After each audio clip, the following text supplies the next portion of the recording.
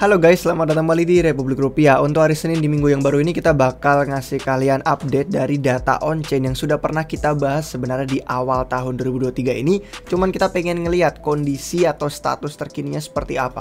Karena ini bakal bahas soal bagaimana kuatnya Bitcoin itu memberantas bear market. Apakah kita benar-benar sudah pulih, sudah keluar dari segala masalah, atau mungkin masih ada beberapa hal yang perlu diperhatikan.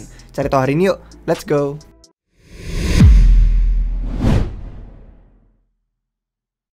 Baik guys, selamat datang kembali di Republik Rupiah. Kalau misalkan kalian nonton ini tapi belum subscribe, jangan lupa subscribe. Cuman satu tombol itu aja bisa membantu kami sekali untuk mendukung Republik Rupiah. Dan juga kalau misalkan kalian belum tahu, kami bakal ngadain giveaway besar untuk merayakan 150.000 subscriber. Jadi dikit lagi tuh kalian tinggal pencet tombol subscribe-nya, kasih tahu teman, keluarga, dan siapapun lah yang pengen belajar lebih lanjut tentang kripto dan blockchain untuk subscribe ke channel YouTube kami Republik Rupiah. Oke, sekarang kita bakal bahas yuk tentang Bitcoin dalam memberantas bear market, atau mungkin bisa dibilang memulih ya. Nah, dalam fase pemulihan itu biasanya kita bakal melihat banyak banget hal-hal yang kompleks. Dan hari ini kita bakal fokus sama data on-chain untuk beberapa metrik yang menarik dari dashboard pemulihan bear market. Kalau misalkan kalian sudah nonton kami sejak awal ya 2 tahun lalu, tapi kalau misalkan baru masuk 2023 juga mungkin sempat ngeliat videonya. Itu di awal tahun ini kan kami membahas ya. Awal tahun itu kalau nggak salah video pertamanya yang ini nih, tahun 2023 saatnya akumulasi. Jadi kita berpikir bahwa mungkin tahun 2023 ini setelah lewatnya brutal bear market kemarin 2022 bisa jadi peluang bagus untuk serok. Nah, di sini kita udah mulai bahas analisis on-chain, terus dibarengin sama beberapa konten-konten lain terkait sama potensi LSD. Ini kemarin pas upgrade Shanghai Ethereum ternyata bener-bener dia melonjak tinggi. Terus kalau kalian lihat 4 bulan lalu ini ada yang judulnya awas ke gocek, apa iya Bitcoin BTC bangkit dari kematian. Nah, hari ini kita bakal pakai dashboard yang sama seperti yang kita pakai di video ini.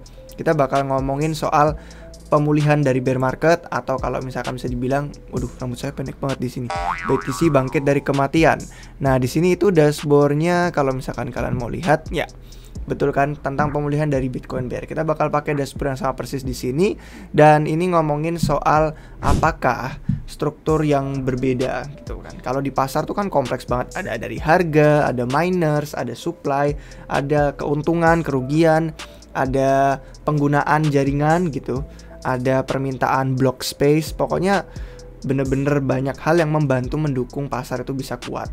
Nah, kalau misalkan kalian lihat dari dashboard ini, misalkan kalian udah nonton video yang sebelumnya ini, kalian udah bisa baca penjelasannya, dan itu kami jelasin satu persatu tentang cara membaca dan sinyal apa aja yang dipantau. Intinya, kalau misalkan belum sempat nonton itu dan belum ada waktunya, intinya adalah ada 4 metrik utama. Dan masing-masing metrik utama ini punya 2 sinyal yang kita perhatikan. Jadi totalnya ada 8, karena 4 metrik dikali 2 sinyal masing-masingnya. Nah, yang pertama adalah perdagangan harga spot di atas model pricing atau model harga. Itu secara teknikal dan on-chain, 2 sinyal. Dan kalau yang kedua metriknya adalah momentum jaringan yang meningkat. Jadi penggunaan jaringan dilihat dari sisi user atau kita, sama dilihat dari sisi miners atau orang yang mengoperasikan blockchain Bitcoin. Itu 2 lagi sinyalnya. Nah, sekarang 3 itu metrik profitability market. Jadi keuntungan pasar itu kembali, orang-orang nggak dalam posisi kerugian. Dan itu dilihat dari sisi tekanan jual yang sudah menyerah gitu kan, atau bisa dibilang bukan menyerah, lebih ke kayak nggak banyak koin itu bisa dijual dalam untung. Mungkin pergerakan harga BTC lagi ada di bawah pas kemarin mereka beli, jadi bahkan nggak balik modal. Terus ada satu lagi itu apakah pasar kuat untuk mengabsorb itu apa ya, menyerap tekanan jual dari orang-orang itu 2 metrik juga. Terus yang terakhir keempat adalah kekayaan dalam bentuk saldo USD. Jadi kekayaan orang-orang yang punya Bitcoin dalam denominasi US dollar itu seberapa banyak dari mereka yang holder jangka panjang. Itu juga nanti ada 2 sinyal. Nah, kalau misalkan dari 8 indikator ini 5-nya itu ke-trigger atau sedang terjadi, maka akan berwarna biru muda. Kalau jangan di sini nih, nanti kursor saya nutupin. Kalau warnanya biru muda, pokoknya kalian bisa ngeliat sendiri di chart yang warna-warni ini.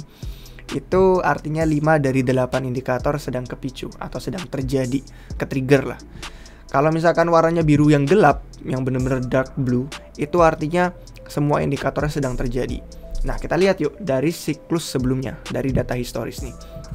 Sekarang kita ada di sini di 2023. Kita benar-benar ngeliat gap yang luas banget pas kemarin brutalnya tahun 2022 nih. Nah, kalau misalkan kita lihat ya, sekarang tahun kita ada di 2023 itu di sini, kemarin ada gap yang kelihatan jelas banget ya. Gapnya selama brutal bear market tahun 2022 itu. Sejak kejatuhannya Three Arrows Capital, Terra, BlockFi, Genesis, FTX, pokoknya segala macam entitas kripto yang tahun lalu tuh bangkrut. Kemudian di sini juga ada gapnya dari pas setelah puncak ATH tahun 2017, siklus bull market, itu bener-bener langsung kelihatan gapnya brutal juga untuk metrik-metrik yang kita lacak hari ini. Ini juga sama di sini setelah bear market 2013 itu bener-bener penurunan dari tahun 2014 ke 2015 kelihatan ya gapnya. Nah, kalau misalkan kalian lihat itu selalu diawali oleh biru muda dulu, light blue. Artinya satu persatu indikator yang sebenarnya berbeda. Ini semua nggak ada kaitannya ya. Harga, miners, profitability kayak gini-gini semua ya sebenarnya ada hubungan. Cuman bukan yang kayak langsung terikat, misalkan yang satu nyala, yang lainnya ikutnya nyala. Jadi semua indikator ini punya pemicunya masing-masing. Dan kalau mereka sedang terjadi 5 dari 8 indikatornya akhirnya nyala biru muda. Dan itu terjadi biasanya di awal-awal sebelum mereka merangkak menuju ke siklus bull market baru sampai kemudian menyentuh ATH-nya. Hal yang sama pun terjadi di awal tahun 2023 ini setelah FTX kolaps ini. Biru muda 5 dari 8 indikator tuh menyala. Kemudian kemarin pas di mendekati Q2 pas masuk kuartal kedua tahun itu bener-bener biru gelap terus sampai akhirnya semua indikator itu menyala. Intinya apa sih kita ngomongin ini? Intinya adalah kalau misalkan kita mau ngelihat ini kita sedang dalam proses yang bisa dibilang struktur pasarnya itu kuat banget untuk memulai siklus bull market baru. Karena kan nama dashboardnya itu pemulihan dari bear market Bitcoin. Nah, ini bear marketnya ini yang gapnya kelihatan banget ini nih. Yang kelihatan banget gapnya. Dan sebenarnya ini meskipun ada biru muda menyala di sini, menurut saya hitungannya udah pas ATH 2021 itu sudah mulai downtrend. Dari sisi metrik-metrik on-chain itu udah kelihatan lemah semua. Dan mereka emang sudah nggak ada struktur pasar untuk menopang. Akhirnya bener-bener turun dan ditambah sama banyaknya kebangkrutan itu jadi sampai terjadilah yang tahun lalu. Nah, kalau misalkan kita lihat dari awal tahun ini bener-bener dia sudah mulai menemukan struktur pasar baru. Nah, kita bakal lihat yuk kalau misalkan kita zoom in untuk misalkan nih kita lihat dalam perspektif 5 tahun. Tuh, bahkan untuk saat ini meskipun bukan biru gelap, itu sekarang biru muda, tapi tetap struktur pasarnya kelihatan ya. Kayak tiang-tiang yang kuat gitulah. Intinya menopang struktur pasar. Nah, kalau misalkan kalian lihat satu persatu nanti ya. Ini kan yang pertama ada harga pricing model. Terus ada penggunaan jaringan, terus ada profitability atau keuntungan. Terus ada kekayaan USD dipegang sama holder jangka panjang. Nah, ini semua itu ternyata yang sedang terjadi saat ini tidak ke-trigger. Jadi kalau misalkan kita lihat pas kemarin bulan April itu ada yang semuanya ke-trigger, sekarang udah enggak. Nah, dengan penurunan harga yang saat ini kita lihat yuk kuat apa enggak. Pertama adalah model harga. Tadi saya sebutin ada 2 masing-masing metrik. Untuk metrik model harga ini yang satu teknikal, yang satu on-chain. On-chainnya tentu realized price yang udah sering nonton video-video on-chain kami di channel YouTube RR pasti sudah familiar. Banyak banget ini kami bikin video-video on-chain itu udah sering dibahas soal realized price. Kalau yang teknikalnya itu ngitung dari moving average untuk 200 hari. SMA tapi simple moving average. Nah, kalau kita lihat itu harga spot Bitcoin saat ini di pasar sangat berada jauh di atas dari 2 indikator harga ini. Kalau misalkan kalian pengen tahu yang lebih lanjutnya soal tentang kayak support terdekat saat ini dan lain-lain yang lebih ke jangka pendek, itu kemarin kami udah bikinin videonya. Kalau nggak salah yang di sini nih, kalau nggak salah saya lupa. Volatilitas Bitcoin ini atau saatnya Bitcoin ambil keputusan. Pokoknya di antara 2 itu. Pokoknya video yang belum lama ini saya bikin analisis on-chain-nya. Nah, itu untuk jangka pendek yang lebih lanjut. Intinya sekarang kita sedang berada di atas dari 2 metrik yang dilacak. Itulah kenapa barnya nyala dan dia membantu jadi 2 sinyal itu kepicu atau ke-trigger. Sekarang kita lihat momentum alamat baru. Nah, momentum alamat baru ini ada 2 garis yang dia lacak. Yang dilacak itu ada yang pergerakan tahunan sama pergerakan bulanan.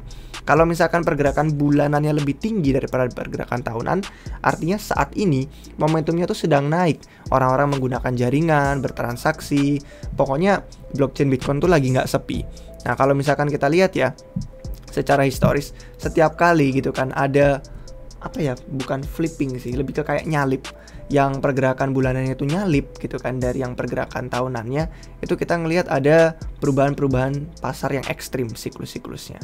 Nah, kalau misalkan kita lihat di awal tahun, sebenarnya itu terjadi karena banyak permintaan baru untuk Bitcoin, misalnya BRC20, inscription, ordinals, NFT, pokoknya hal-hal baru yang sedang lagi eksperimen di atas jaringan Bitcoin, itu yang membantu dia bener-bener akhirnya flipping kan di atas. Jadi ini yang 30 harinya, yang sebulannya itu bener-bener lebih tinggi momentumnya daripada momentum tahunan. Cuman akhir-akhir ini sudah mulai mereda, sudah mulai menurun. Kalau misalkan kalian zoom in lagi, dia sudah mulai berada di bawah dari momentum tahunannya. Makanya barnya nggak nyala, nggak kena trigger. Jadi yang indikator ini nggak nyumbang ke sinyal yang di atas tadi. Jadi kita baru dapat 2 tuh. Terus sekarang ada Aesop per in profit. Ini melihat profitabilitas pasar. Berapa banyak sih Bitcoin yang dipegang orang itu yang investornya tuh lagi dalam posisi untung, atau berapa banyak yang mereka tuh entah itu cuman Rp1 atau Rp1.000 lah seharga bayar parkir. Itu lebih di atas dari titik pas mereka ngeluarin modal untuk beli, itu kehitung di sini. Nah, dari sisi profitability ada 2. Ini ada yang ngitung, ini ada yang nggak peduli sama keuntungannya seberapa kecil. Kalau yang bawahnya realized P&L ratio, ini peduli sama volume. Jadi ketahuan kalau orang yang lagi untungnya tuh untung besar banget, atau mereka punya saldo kayak whale, atau yang untungnya cuma kecil-kecilan kayak retail. Nah, keduanya kalau misalkan mau kita lihat, ini kan secara historis panjang. Ini kita bisa ke zoom in ke 5 tahun. Nah, keduanya ini lagi ke trigger, lagi kena picu. Jadi entah itu yang menghitung volume dari sisi whale retail, atau yang tidak menghitung volume, dia benar-benar di atas dari titik 1 ini.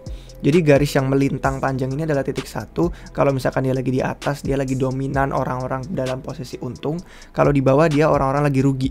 Makanya ini pas lagi turun ke bawah garis 1 ini, barnya nggak ke trigger ya, nggak ada nyala. Nah, ini yang di sini baru nyala pas kemarin dia naik, kecuali yang pas kemarin bulan Maret itu ada sedikit crash, ada sedikit kerugian, barnya nggak nyala, tapi sekarang udah menyala lagi. Dan sekarang udah lumayan di atas sih titiknya kalau misalkan kita lihat. Sama halnya dengan yang realized P&L yang menghitung volume orang. Bahkan ini malah kelihatan lebih tinggi lagi jauhnya dari titik yang garis melintang 1 itu. Oke, berikutnya adalah Arhodel multiple. Oh ya, sebelum kita lanjut, itu berarti nambah 2 lagi. Berarti tadi ada berapa? 1, 2, 3, 4. Ada 4 indikator yang menyumbang untuk struktur pasar kuat. Nah, sekarang adalah Arhodel multiple. Nah, kalau ini ngelihat sebenarnya, misalkan nih dibandingin sama orang-orang yang pegang Bitcoin usianya baru 1 minggu sama yang usianya udah 1 sampai 2 tahun, mana yang lebih dominan? Kalau misalkan yang dominan yang 1 minggu, artinya orang-orang baru kan. Kalau orang-orang baru megang Bitcoin yang dominan saat ini, artinya lagi ada permintaan modal. Bukan permintaan modal, permintaan Bitcoin maksud saya. Dan modal-modal itu arus masuknya sedang kelihatan. Jadi artinya orang-orang yang tadinya megang Bitcoin secara jangka panjang, mungkin dia menjual dalam posisi keuntungan, makanya profitnya lagi tinggi. Dan karena mereka ngejual lebih tinggi dan lagi untung, artinya ada yang beli dong di titik tinggi itu. Nah, di saat itulah ada orang-orang baru masuk. Nah, disinilah kita bisa ngelihat bahwa ketika nilainya itu lebih tinggi, kita zoom in lagi yuk 5 tahun biar lebih kelihatan. Nah, ketika sedang lagi uptrend ke atas lagi tinggi, itu artinya orang-orang baru itu lagi masuk. Usia koin yang 1 minggu itu sedang lebih banyak daripada usia koin yang 1-2 tahun. Nah, ini artinya kuat, karena kalau misalkan orang-orang itu ngejual Bitcoin, ada yang mau ngebeli. Nggak kayak orang mau ngejual tinggi, nggak ada yang mau ngebeli, nggak mau beli, akhirnya yang ngejual jadi ngalah, terus harganya turun. Nah, karena ada yang ngebeli di atas, tekanan jual Bitcoin saat ini bisa diserap. Nah, itu dia, makanya jadi dipandang sebagai indikator yang membantu kekuatan pasar. Kemudian yang berikutnya ini adalah supply BTC yang dalam tren kenaikan profit. Kalau ini itu ngelihat, misalkan nih, ini juga sama, kita perlu zoom in 5 tahun biar lebih kelihatan. Nah, kalau ini kelihatan kalau misalkan dia sedang dalam momentum kenaikan, artinya volume-volume koin yang dijual itu dalam profit, atau dia lebih ke kayak apa ya? Itu lebih menunjukkan si transisi antara orang-orang yang tadinya ngelihat profit digambar di komputer di HP beneran ngejual atau enggak, itu kan ada bedanya. Yang satu unrealized, cuman mengambang doang, kayak istilahnya kalau orang lucu TP itu take picture, cuman di screenshot doang tapi nggak beneran dijual, kan nggak ngerasain profitnya beneran. Nah saat ini ternyata dia lagi tidak ada yang ke-trigger nih, artinya dalam tren kenaikan profitnya itu sudah lumayan mereda dibandingin sama pas awal-awal tahun kemarin bener-bener naik. Ini semuanya lagi dalam tren kenaikan profitnya. Sekarang lagi kayak mereda dikit, meskipun masih ada yang untung-untung dikit-dikit, cuman momentumnya itu lumayan mereda, lumayan dalam garis yang menurun. Itu untuk supply BTC yang dalam uptrend profit. Jadi kalau misalkan kita lihat, yang ini kan nggak kena trigger, yang ini kena, berarti 1, terus 2, terus yang ini 3, terus yang ini 4, 5. Itu 5. Oh tadi ada yang ke-skip ternyata guys. Nah yang ke-skip ini, sorry guys, jadi nggak urut. Nah kalau yang ke-skip ini, ngelihat dari momentum penggunaan tadi udah cuman 1 doang yang ke-skip, yang miners. Oke, kalau kita ngelihat miners, itu kan ada pendapatan yang harus mereka dapetin. Kalau misalkan lagi bear market, biasanya antara harga BTC turun banget terus mereka jadi nggak untung, atau lagi nggak banyak orang pakai jaringan blockchain, jadi nggak ada pendapatan dari biaya transaksi. Nah, kalau misalkan kita lihat, ini kan bener-bener kelihatan banget pas orang-orang tuh lagi pendapatannya tinggi banget, terus pas lagi bear market berkurang, tinggi, berkurang, tinggi, berkurang, tinggi. Kalian sadar nggak? Ini tahun 2023 menjualnya tinggi banget, bahkan lebih tinggi daripada pas bull market kemarin 2020-2021. Terus ini bisa selevel sama kayak pas tahun 2017, 2016 sih, lebih ke kayak awalnya 2017 di sini pas awal-awal Bitcoin tahun 2011, bahkan sebelum diadopsi. Jadi gilanya ini yang menjulang adalah permintaan Bitcoin kemarin pas orang-orang nyetak NFT, bikin token memes yang kayak BRC20, inscription, ordinals itu semua. Nah pendapatan yang tinggi itu sekarang udah mulai mereda ya, drastis banget sih ketinggiannya. Terus sekarang ya masih relatif naik, ada di atas sana. Pendapatannya itu lagi oke, miners lagi nggak ada kebangkrutan dan mereka bisa lanjutin operasi dengan lancar. Jadi itu sih. Jadi sekitar berapa tadi? 5 berarti. 5 indikator yang menyala, makanya warnanya biru muda, bukan biru gelap. Jadi ada beberapa yang belum menyala, kayak momentum ini lagi enggak. Terus tadi ada satu lagi, supply in profit ini itu lagi enggak juga. Dan kalau misalkan kita bandingin secara umum, itu tetap garis besarnya kita sedang dalam pasar yang kelihatannya nih dari metrik on-chain yang dilacak itu kuat melawan para beruang atau bears kalau dalam bahasa Inggris. Jadi gimana menurut kalian? Apakah kalian setuju kalau misalkan kita sudah melewati bear market yang brutal kemarin dan kemungkinan besar pasar Bitcoin saat ini, terlepas dari kejadian makro di luar sana, mungkin akan punya kekuatan untuk beberapa tahun ke depan menjelang halving? Apalagi sudah 1 tahun, kurang dari 1 tahun lagi kita menjelang halving berikutnya. Nah, kasih tahu pendapat kalian di komentar di bawah gimana menurut kalian. Kalau misalkan bermanfaat, jangan lupa kasih jempolnya kalau kalian suka dengan video ini. Kalau pengen ngelacak dashboard ini, kalian langsung gabung dengan Glassnode, bikin akun aja. Ada beberapa metrik yang gratis, kalian nggak perlu bayar. Tapi kalau ada yang bayar, pengen subscribe, kalian cek link di deskripsi kami, ada referral diskon 10% untuk yang pengen daftar Glassnode. Ini gampang ditemuinnya langsung di bagian dashboard, di bagian sinyal. Ini judulnya pemulihan dari bear market Bitcoin. Sama dengan semua analisis on-chain yang kami pakai, itu semua ada di sini metrik-metriknya. Kalau misalkan mau bikin sendiri bisa di bagian workbench juga. Kalau misalkan kalian pengen tahu perspektif lebih lanjut di luar dari analisis on-chain, kalian nonton video-video terbaru kami. Kayak contohnya ini bukan AS, ini yang Blue Yudi bahas. Ini bagus banget karena itu ngomongin soal likuiditas global, tentang makro saat ini, tentang Cina yang lagi ramah kepada kripto, ramah. Kemudian ada kalau nggak salah utang AS mungkin dibahas sedikit juga. Ini pokoknya ada update makro di situ. Terus ada beberapa peluang-peluang lain sih, kayak Eigenlayer, Swell dan lain-lain. Ini semua sedang kami update. Jadi silakan subscribe biar nggak ketinggalan video terbaru. Ikutin aja tren-tren kripto terbaru selama kita memulih dari bear market ini. Oke guys, sampai jumpa kalian semua lagi di video yang berikutnya. Cheers.